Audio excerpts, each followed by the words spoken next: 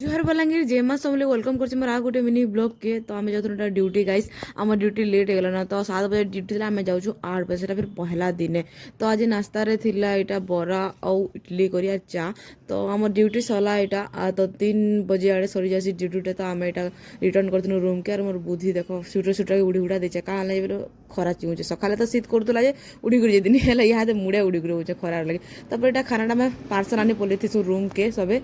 आ इता के देखो ड्यूटी टाइम रे इटा मते कहूछ कि दीदी तुम से मुझे एंगेजमेंट करूचे। तो मुझे कहनी कि ड्यूटी टाइम रे तू एंगेजमेंट करूछु क्या बोली करी तार रकम देखो जाऊनी माने कोन जबरदस्ती पूरी देबो जबरदस्ती होने भाई बा मते छाड़ीबे ना हे मु जो रिंग पिनी जाने तमे सही हाथ रे पिने देला हां हे गले गोल्ड देतिले भल होइतांदा गोल ना मेरा बिल से इतना पैसा ड्यूटी सला हमर तो राती इटा आमे जाउदनु स्कूटी रे गाइस। तो सार स्कूटी नै कि जो कहले तो हमर रूम टिके हमर रेस्टोरेंट रो दूरिया अछि। तो सेति लेगी आमे एटा तिनी माकड़ जाउ रूम के। तो वीडियो टा आज रे एतकी थिला केनता लागला कमेंट बताबार के नै भूलबे।